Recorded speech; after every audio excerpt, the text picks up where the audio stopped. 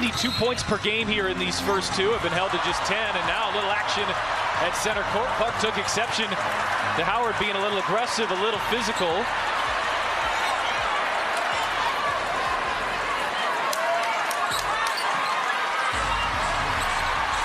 Hey everyone, welcome back to the channel. KC here with a fresh update. Last night's game in Atlanta was tough to watch, but in the end, our team pulled off the win. Caitlin Clark just couldn't find her rhythm. Her shots weren't landing, and to make things worse, she picked up early fouls that kept her on the bench. Honestly, it might have been her roughest outing in the WNBA so far. One big reason? Rhyne Howard. She came out strong, played tight defense, and didn't hold back on the trash talk. It clearly got to Caitlin and threw her completely off her game. In my view, Rhyne got into her head early, and Caitlin never recovered. Now, let's give some real credit to Sophie Cunningham. She came in focused, played hard, and delivered when the team needed it most. She was the standout player of the night and helped carry the squad through a messy game. When it counted, the Fever came through with an 81-76 win. And leading the charge? Natasha Howard, the same player who was quiet in the last game, stepped up big, dropping 26 points. Kelsey Mitchell added 17 of her own. Unfortunately, the Fever didn't come out on top this time around, but they did get a bit of redemption for their earlier loss.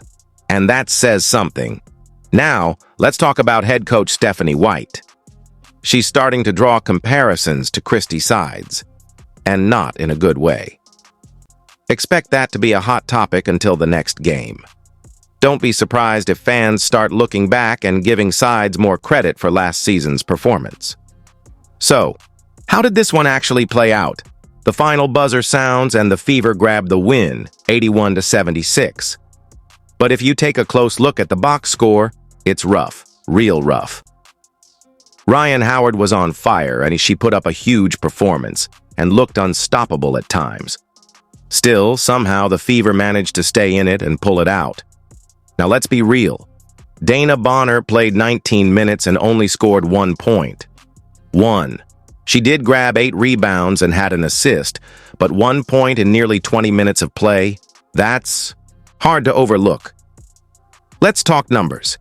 Aaliyah Boston had a rough night, just 2 of 7 from the field in 23 minutes. She finished with 4 points, 7 rebounds, and 3 assists. Not terrible, but 4 points from your key player just isn't enough. She looked out of sync the whole game. Kelsey Mitchell gave it a solid go. Played 27 minutes, shot 7 of 19, around 36%. She still dropped 17 points and grabbed 3 rebounds. Not her best shooting night, but you've got to respect the effort. Caitlin Clark led the team in minutes with 30. She went 4 for 11 from the field, missed all 5 of her 3-point attempts, and ended up with 11 points, 4 rebounds, and 6 assists. She found other ways to contribute, but her shot just wasn't falling, ice cold from deep. Now Lexi Hull came off the bench and made a quick impact. 10 points in 10 minutes. That's the kind of energy every team needs. Dantas added 3 points, and Sophie Cunningham gave a steady 9 in 20 minutes. Reliable and efficient. Bottom line, this game wasn't pretty. It was a grind. Nothing came easy. But when it was over, the Fever walked away with the win. And they needed it. Drop a comment and let me know who you think needs to step it up next game. If you're backing the Fever this season, hit like. And if you haven't yet, make sure to subscribe. I'll be right back here breaking down the next one. Let's keep it moving. If you're going by the box score, one thing is clear. Sophie Cunningham won this game for the Fever. No question about it. This wasn't just about hustle or effort. What we saw tonight was pure basketball IQ. She made the smartest plays on the floor, the kind of decisions you expect from a seasoned vet. Let's break it down. She noticed Rhyne Howard was in foul trouble and immediately attacked. She drove right at her, knew the Dream were in the bonus, and drew the foul. 2 shots, easy. Then in the fourth quarter, with the pressure on, she gets fouled again.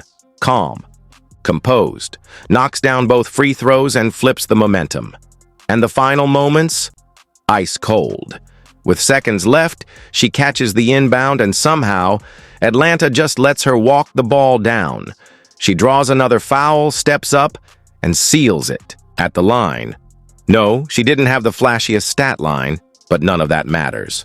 Without Sophie Cunningham making those high IQ plays when it counted most, the Fever don't leave Atlanta with the win. Simple as that. Now I'm curious to hear what Coach Stephanie White has to say about this one. Because if Sophie doesn't get the praise she deserves after that performance, we've got a problem. Seriously, what game are you even watching if you're not seeing Sophie Cunningham's impact? Let's be real. If she had brought this same level of play in the last matchup, this whole series against the Dream might look totally different right now. No question. Drop a W in the comments for Sophie. She deserves her flowers. This win came down to smart, clutch plays, and that was all her. She controlled the pace and made the right moves at the right time. Now, shifting gears, there's clearly some tension brewing between Caitlin Clark and Rhyne Howard. Things got heated during the first quarter of Thursday night's game. Near the end of the quarter, Howard picked up a foul while guarding Clark near half court. Already frustrated by some earlier calls, Clark gave Howard a little shoulder check after the whistle. Subtle, but clear. According to the broadcast, Clark said, "I'm not scared of you," right before a small scuffle broke out. Teammates quickly stepped in to separate them, and while it didn't escalate, it definitely raised the temperature on the court. Howard tried to make her case to the ref, but no technicals were handed out. Worth noting, Clark had 6 techs last season, just one shy of a suspension. So far this year, she's stayed clean on that front, though she did pick up a flagrant in the D. Opener against Chicago, bottom line, the rivalry is heating up. Keep your eyes on this matchup, because it's starting to feel personal.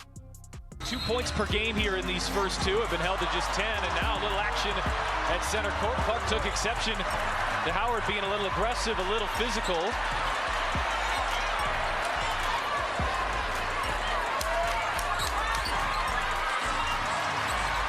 Not gonna lie, I was relieved they pulled off that win. My whole mood shifted because I was ready to hop on here and go off like I did last time. But credit where it's due, Natasha Howard stepped up and got the job done. Big bounce-back performance. Now let's be honest, Dana Bonner needs to lock in. The effort's there, but the execution's got to be better. And Caitlin Clark? It wasn't her night either. Definitely a tough outing. But at the end of the day, a win is a win, and they got payback for that loss earlier in the week. Time to keep it moving. Next up, line them up and knock them down, just like bowling pins. Drop your thoughts in the comments. I want to hear what you all saw in that game. Fever dog! Woo! Woo! Fever! Good dub. Ugly, but we found a way to win. Game-worn shoes and handed them straight to a young supporter in the crowd. No cameras, no fuss, just a genuine moment of connection. Moments like this remind us that beyond the stats and storylines, the game's real impact shows up in the stands. Respect to Caitlin for keeping it real with the fans. I need my jersey. There you go. Thank you so much.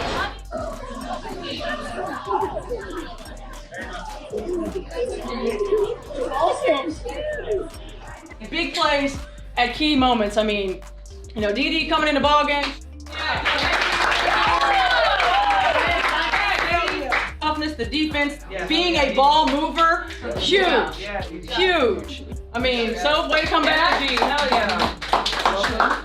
AB, you stayed in it. Hell of a job.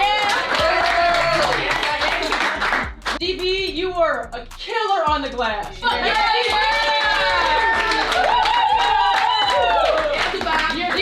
Your defense on those long guards made it hard. You made it hard on them. Kels, that big time 3.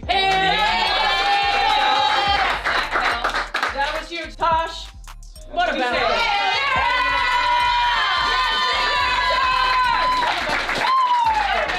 Everybody is engaged every time out. Y'all, this is what it's going to take. This is a display of the depth that we have.